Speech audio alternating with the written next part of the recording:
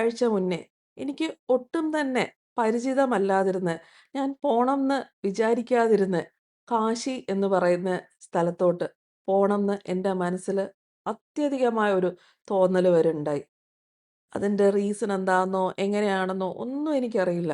അന്ന് തൊട്ട് എനിക്ക് കാശിയിൽ പോയേ പറ്റുള്ളൂ എന്നൊരു ചിന്തയായി. 2, 3 ദിവസം പിന്നെ ഞാൻ ഇൻസ്റ്റാഗ്രാമില് കാശിയെ പറ്റിയുള്ള ഒരു സ്റ്റഡിയായി. വീഡിയോസ് എല്ലാം കാശി, വാരണാസി എന്ന് പറഞ്ഞ് നമ്മളൊന്ന് സെർച്ച് ചെയ്ത് തുടങ്ങിയാൽ പിന്നെ നമ്മൾ ആ ഇൻസ്റ്റയിൽ കാണുന്നതെല്ലാം അത് റിലേറ്റഡ് വീഡിയോസ് ആയിരിക്കുമല്ലോ.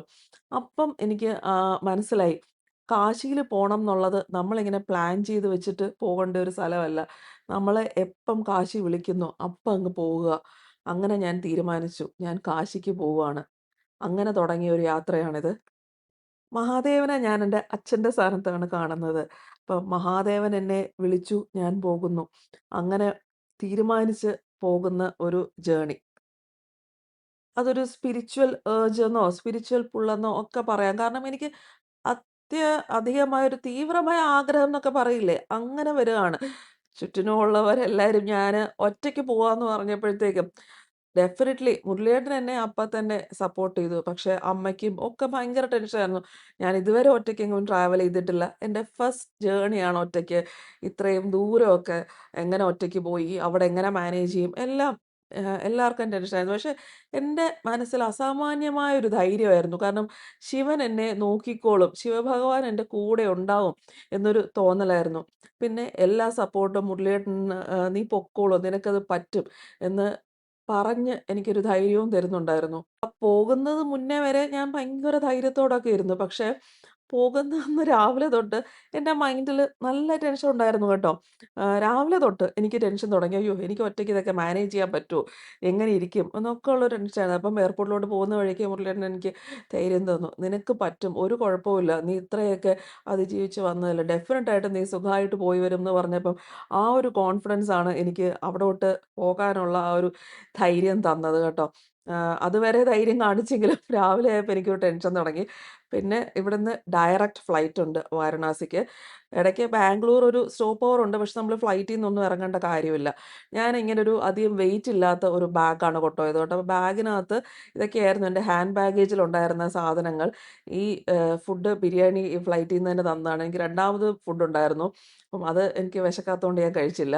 പിന്നെ ഈ ഒരു സംഭവം ഇത് ഇങ്ങനെ ബാഗിനകത്തൊക്കെ വെക്കാൻ നല്ലതാണ് കേട്ടോ.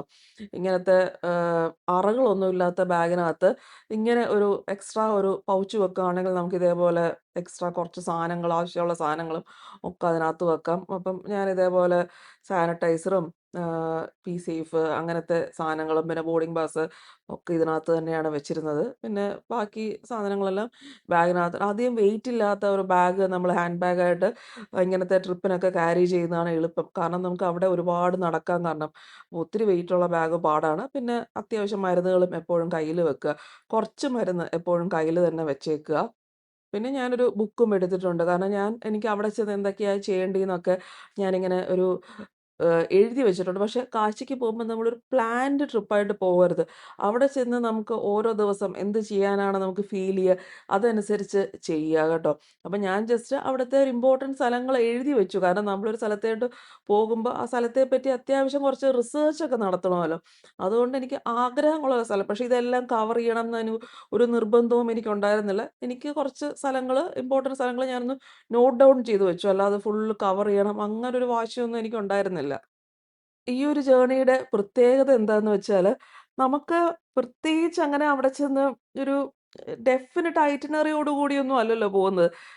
എല്ലാത്തിനും ഒരു ഉത്തരവൊന്നും നമുക്കുണ്ടാവത്തില്ല. ഒരു ജസ്റ്റ് ഒരു ഏഹ്, ചെറിയൊരു അൺസർട്ടനിറ്റി ഒക്കെ ഉണ്ടാവും.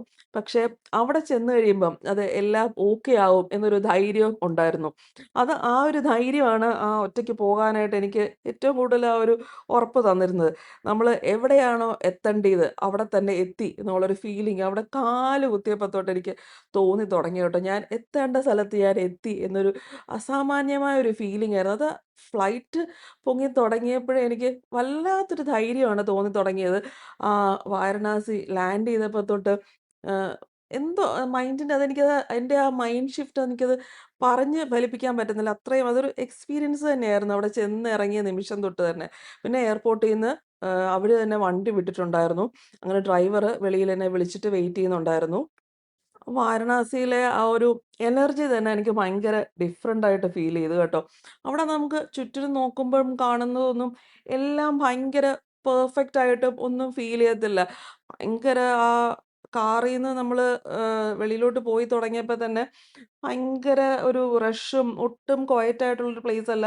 ഭയങ്കര തിരക്ക് ഒന്നും അങ്ങനെ കറക്റ്റ് രീതിയിലൊന്നും ആയിട്ട് നമുക്ക് ഫീൽ ചെയ്യത്തില്ല. എറണാകുളം പോലൊരു സ്ഥലത്തു നിന്നൊക്കെ പോകുമ്പം. പക്ഷേ നമുക്ക് മൈൻഡിലൊരു തോന്നലുണ്ടാവും. നമ്മൾ എത്തേണ്ട സ്ഥലത്താണ് എത്തിയേക്കുന്നത് എന്ന് നമ്മുടെ മനസ്സിലൊരു തോന്നലുണ്ടാവത്തില്ലേ? കറക്റ്റ് ഒരു ഇതൊക്കെ ഞാൻ എക്സ്പീരിയൻസ് ചെയ്യേണ്ടിയതാണ്. ആ ഒരു തിരക്കിലും ആ ഒരു കാംനെസ് നമുക്ക് ഫീൽ ചെയ്യും. അതാണ് ആ വാരണാസി അല്ലെങ്കിൽ കാശിയുടെ ആ ഒരു ഭംഗിന്ന് പറയുന്നതെന്ന് എനിക്ക് അവിടെ ചെല്ലുമ്പോ തൊട്ട് തന്നെ തോന്നി തുടങ്ങി കേട്ടോ. ഞാൻ താമസിച്ചത് അസീഗഡിന്റെ തൊട്ടടുത്തുള്ള വാക്കബിൾ ഡിസ്റ്റൻസിലുള്ള ബനാറസ് ഹവേലി എന്നും പറഞ്ഞിട്ട് ഒരു ഹോട്ടലിലായിരുന്നു. അവരെന്നെ ഒരു മാലയൊക്കെ ഇട്ട് സ്വീകരിച്ചു. എന്റെ ഫ്ലൈറ്റ് ജേർണിക്ക് അപ്രോക്സിമേറ്റ്ലി 7,000 ആണ് വൺ വേ ട്രിപ്പിനായത്. ഡയറക്റ്റ് ഫ്ലൈറ്റ് തന്നെയാണ് ഞാൻ പറഞ്ഞല്ലോ. ഇടയ്ക്ക് ബാംഗ്ലൂർ ഒരു സ്റ്റോപ്പ് ഓവർ ഉണ്ടെന്നേ ഉള്ളൂ. പക്ഷേ നമ്മള് ഡീബോർഡ് ചെയ്യേണ്ട ആവശ്യമില്ല.